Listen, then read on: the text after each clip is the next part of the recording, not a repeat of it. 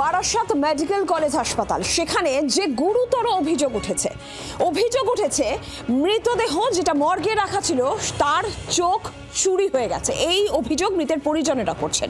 College হাসপাতালের morgue থেকে রোগীর চোখ উধাও, এমনই গুরুতর অভিযোগ বারাসাত মেডিকেল কলেজ হাসপাতালে। যেটা জানা যাচ্ছে, দুর্ঘটনায় মৃত্যু হয়েছিল কাজীপাড়া থানা এলাকার বাসিন্দা প্রীতম ঘোষের।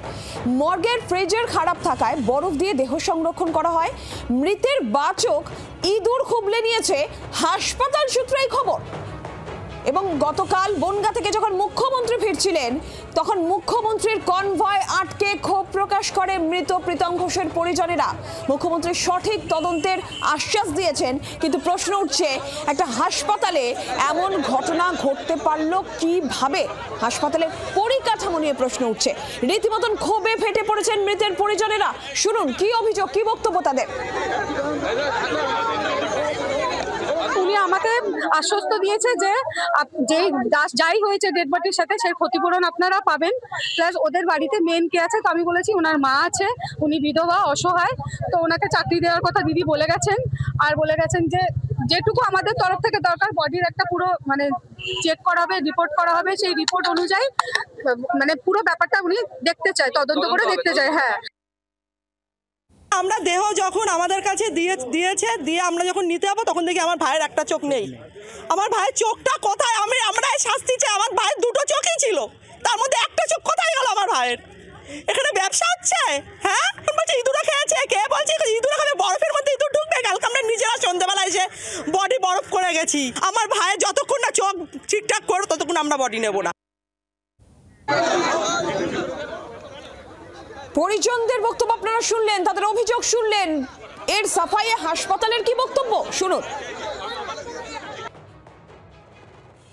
আমরা আগেই এটা সম্বন্ধে বলেছি যে এরকম অভিযোগ যদি কেউ করে থাকে, যে আমার কাছে লিখিত অভিযোগ জমা দিতে বলেছি।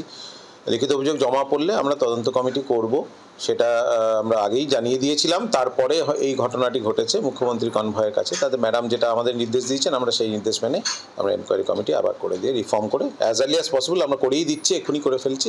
তদন্ত করতে গেলে দেহ তো রাখতেই হবে।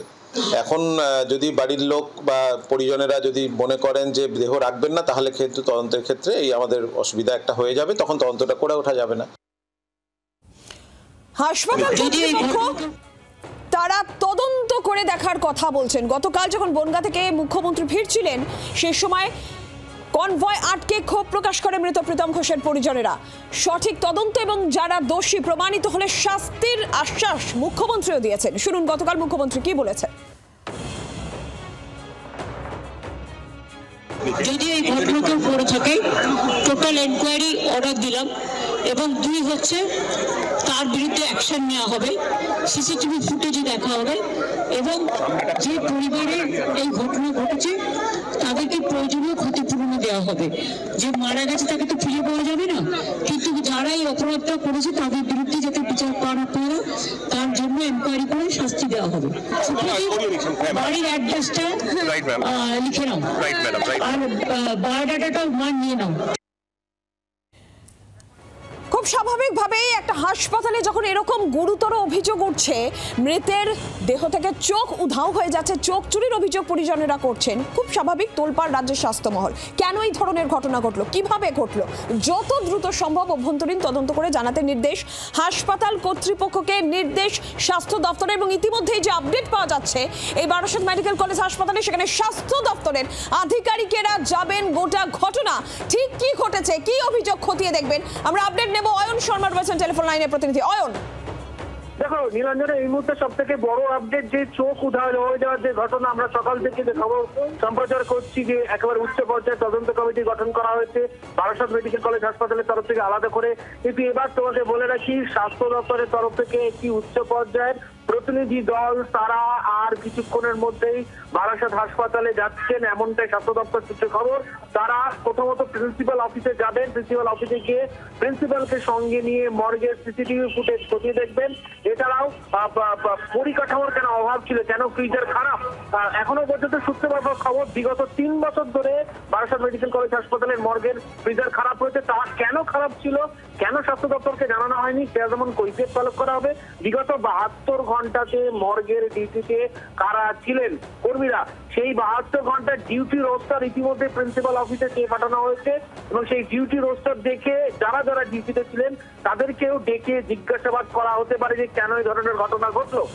সব মিলিয়ে স্বাস্থ্য দপ্তরের প্রতিনিধি দল সরজমিনে এই চোখ উধাও হয়ে যাওয়ার ঘটনা মগ থেকে তা কিন্তু খতিয়ে দেখবেন। অয়ন, ধন্যবাদ তোমাকে। স্বাস্থ্য দপ্তরের প্রতিনিধি দল তারা আজকে কিছুক্ষণের মধ্যেই বারাসত মেডিকেল কলেজে যাবেন, যে গুরুতর অভিযোগ উঠেছে সমস্তটা খতিয়ে দেখবেন। মুখ্যমন্ত্রী তদন্তের আশ্বাস দিয়েছেন, কিন্তু তারপরও থেমে নেই রাজনৈতিক তরজা। শুনুন কে কি বলেছে।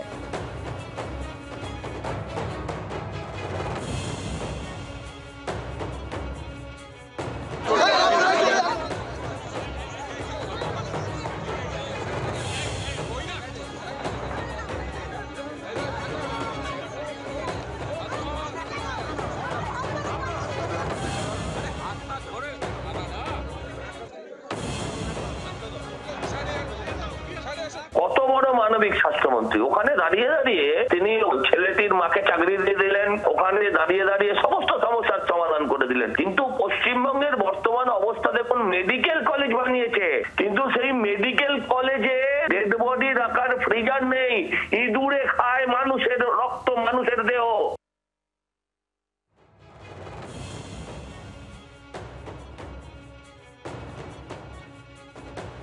একমাত্র মুখ্যমন্ত্রী মমতা বন্দ্যোপাধ্যায় বলেই একেবারে তৃণমূল স্তরে পৌঁছে গিয়ে কোথায় কোন হাসপাতালে মানুষ কিভাবে আছে, কোন পরিষেবাগুলো পাচ্ছে না, এটা দেখা হয়। এই স্পোরাডিক ইনসিডেন্টে একটা ঘটনা নিয়ে বাকি অন্যান্য যে উন্নতিকল্পের যে কাজ সরকার করেছে সেটাকে তো চাপা দিয়ে দেওয়া যায় না। একটা জায়গায় মানুষ মুখ্যমন্ত্রীকে কাছে পেয়েছেন, সেখানে একটা দুটো অভিযোগ সাধারণ মানুষ করেছেন, সেটা তো স্বাভাবিক। মুখ্যমন্ত্রী তো গেছেনই মানুষের অভিযোগ শুনতে।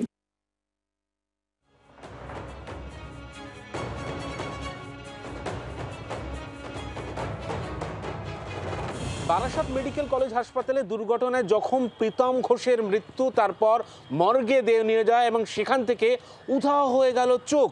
এই ঘটনা ইতিমধ্যে স্বাস্থ্য দপ্তরের তরফ থেকে তদন্তের নির্দেশ দেওয়া হয়েছে। বলা হয়েছে বারাসত মেডিকেল কলেজকে অভ্যন্তরীণ তদন্ত কমিটি গঠন করে অতি দ্রুত একেবারে সমস্ত রিপোর্ট জমা করতে হবে স্বাস্থ্য ভবনে। এই ঘটনায় কেউ বা কারা যদি জড়িত থাকেন তাকে কোনোভাবেই রেয়াত করা যাবে না। তবে প্রাথমিকভাবে তদন্তে যে বিষয়টা উঠে এসেছে, বারাসত মেডিকেল কলেজ হাসপাতালের মর্গের ফ্রিজার খারাপ ছিল, যার ফলে এই প্রীতম ঘোষের দেহ ঠিকমতো সংরক্ষণ করা যায়নি। বাইরেই বরফ দিয়ে দেহ সংরক্ষণ করা হয়েছিল, আর সেখান থেকেই ইঁদুরে চোখ নিয়ে গেছে।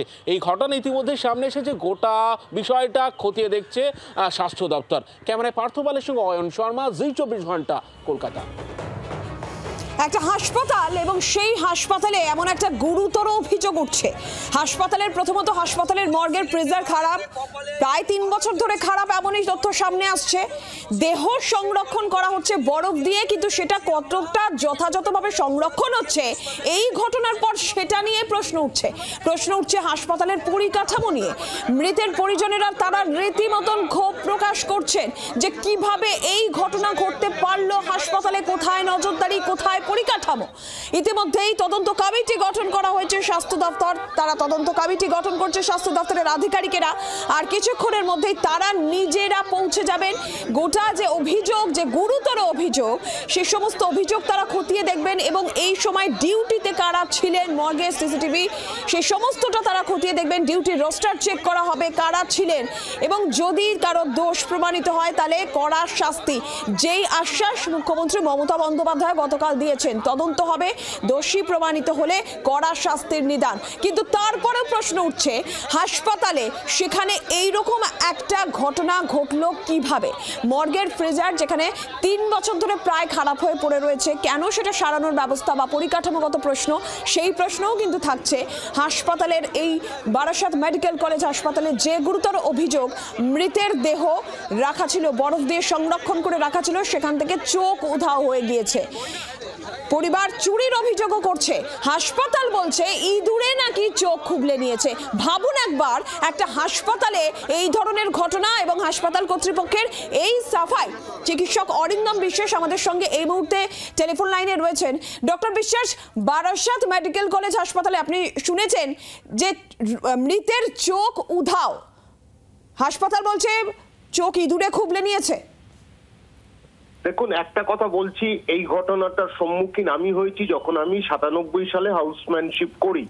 এটা এই মর্গে ন্যাশনাল মেডিকেল কলেজ বা এনআরএস যখন থাকে, ইঁদুরে ভর্তি থাকে এবং এই ঘটনাটা ঠিক। ইঁদুর কিন্তু চোখের ওপর একটা আক্রমণ করে, চোখ কিন্তু খেয়ে নিতে পারে। আর কিন্তু এই জায়গায় যেটা সন্দেহ হচ্ছে, একটা দিনের মধ্যে, কয়েক ঘন্টার মধ্যে এই চোখগুলো কি সুন্দরভাবে নিয়ে তার উপর আবার ইঁদুর তো কিছু লাগিয়ে দেবে না। যারা বাড়ির লোকের পরিবারের বক্তব্যটা কিন্তু মানে উড়িয়ে দেওয়া যায় না যে কিছুক্ষণের মধ্যে ইঁদুর এসে খেয়ে নিল কি করে। 1 নম্বর। 2 নম্বর হচ্ছে তার উপর একটা প্রলেপ লাগিয়ে দেওয়া হচ্ছে। সেইখানেই একটা সন্দেহটা জাগে যে এইটা হয়তো এর মধ্যে কিছু ফাউল প্লে আছে। কিন্তু ইঁদুর খেয়ে নেয়, এটা আজকে নয়, এটা বহু বছর ধরে এই ঘটনা কিন্তু ঘটছে, এটা অস্বীকার করার নেই। ধন্যবাদ আপনাকে।